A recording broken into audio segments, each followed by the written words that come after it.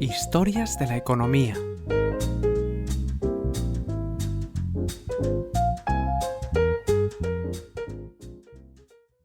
Episodio 195. La falsa herencia del pirata Francis Drake, la mayor estafa de la historia.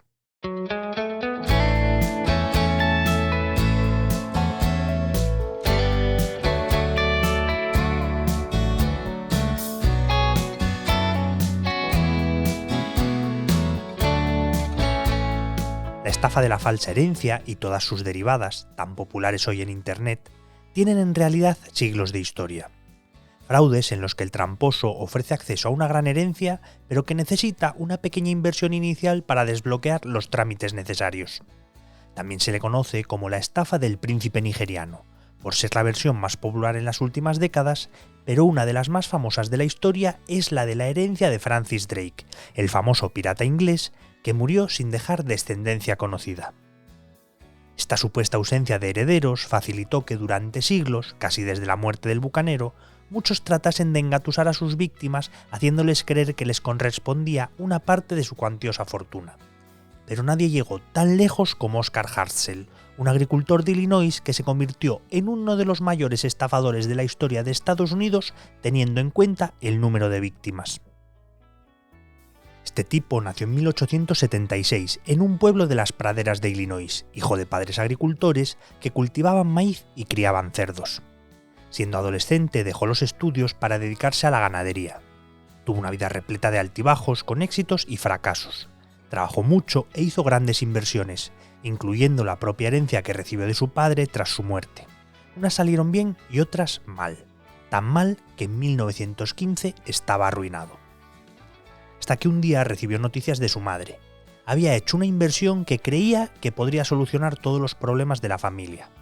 Había invertido todos los ahorros de su vida, $6.000 en efectivo, con los que podría ganar hasta 6 millones si todo salía bien. Milo Lewis y Sudie Whittaker le habían explicado que era descendiente de Francis Drake, que había fallecido de disentería en 1596 y que había amasado una enorme fortuna en oro y otros botines. No había tenido nunca hijos y tenía toda su riqueza, más los intereses generados a lo largo de los siglos, custodiada por el gobierno británico.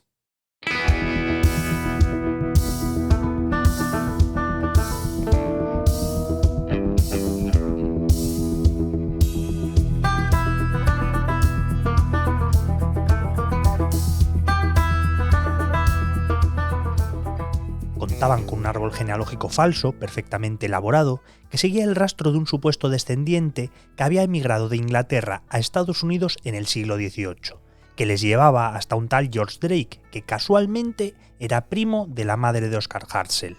Si estaba interesada por una pequeña cantidad de dinero necesaria para desbloquear los gastos legales para liquidar la herencia, se llevaría una participación de las ganancias finales. Prometían beneficios de $500 por cada dólar invertido, que incluso podrían elevarse hasta los $1.000. Una oferta demasiado buena para ser verdad, pero también demasiado buena para dejarla pasar. Era un fraude, y los Hartzell, ahora sí, se habían quedado sin nada. Enfadado y sin más opciones, Oscar decidió perseguir a los estafadores. Los encontró en Iowa y se encaró con ellos hasta que no les quedó más remedio que confesar. Habían defraudado más de $65.000 en 2 meses, incluyendo los 6.000 de su madre. Pero Hartzell, lejos de querer cobrarse su dinero, que se lo ofrecieron, decidió asociarse con ellos, dejándoles claro que estaban subestimando el potencial de la estafa. Poco después, los tres, ya aliados, establecieron una sociedad y abrieron una oficina de la asociación Sir Francis Drake para darle más credibilidad a la estafa. Concentraron sus esfuerzos inicialmente en la zona de Iowa, Illinois y Missouri, pero contactando con la gente de apellido Drake para que la estafa tuviera más credibilidad. Hartzell iba familia por familia, invitándoles a invertir en su campaña para demandar al gobierno británico. Les prometía riquezas inmensas, de una herencia que estimaba de entre 22.000 y 400.000 millones, según lo juguetón que se sintiera cada día. Hasta la ciudad inglesa de Plymouth estaba incluida en el lote, pues había sido alcalde allí entre sus viajes por el mundo.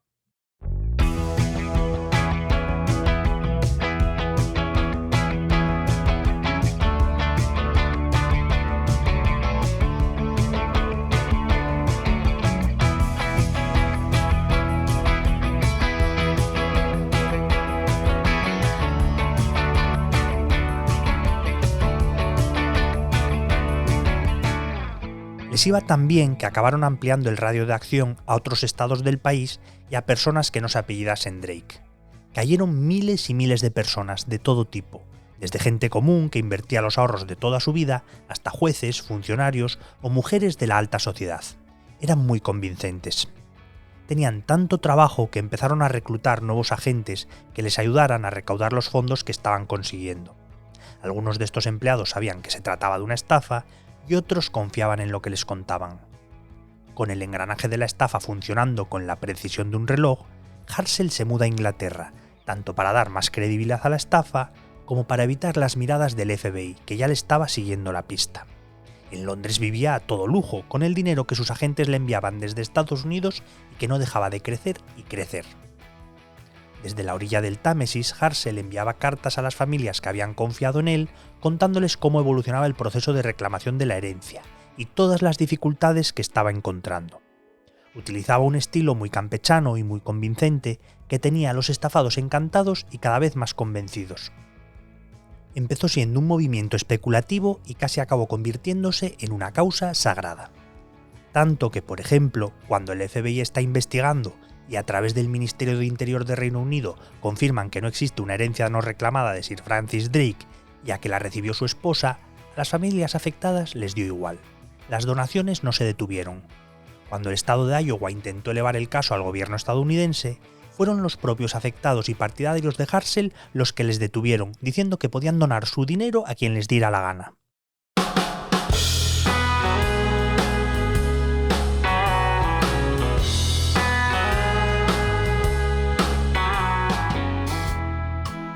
Era todo tan obsceno que cuando se produce el crack del 29 y las bolsas estadounidenses se desplomaron, los inversores, desesperados, empezaron a enviarle a Harsel más dinero que nunca. Querían recuperar las enormes pérdidas bursátiles que estaban acumulando.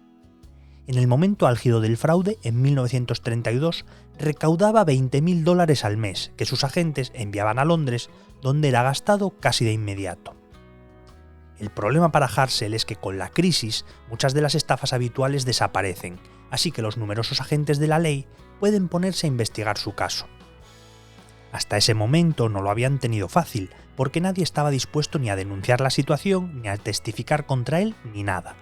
Pero una vez que empiezan a acumular investigadores, sí que logran empezar a encontrar a los eslabones más débiles de la cadena, hasta que uno de los agentes de Harsel confiesa, el primero.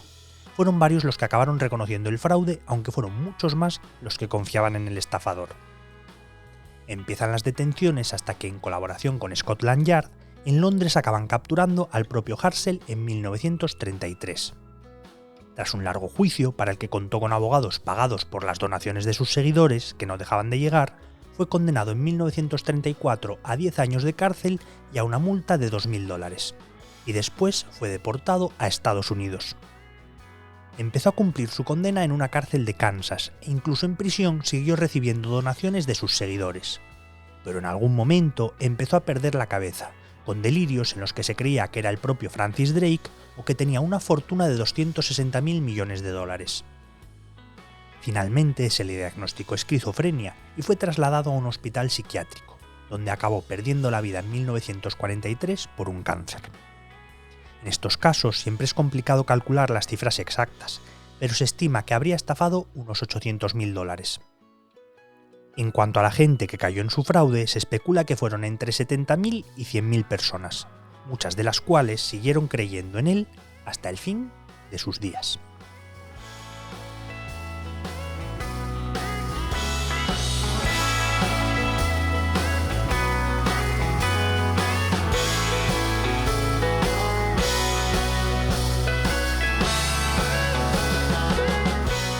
La edición sonora y la selección musical de este capítulo son de Remo Vicario, mientras que el texto y la locución son míos y soy Javier Calvo.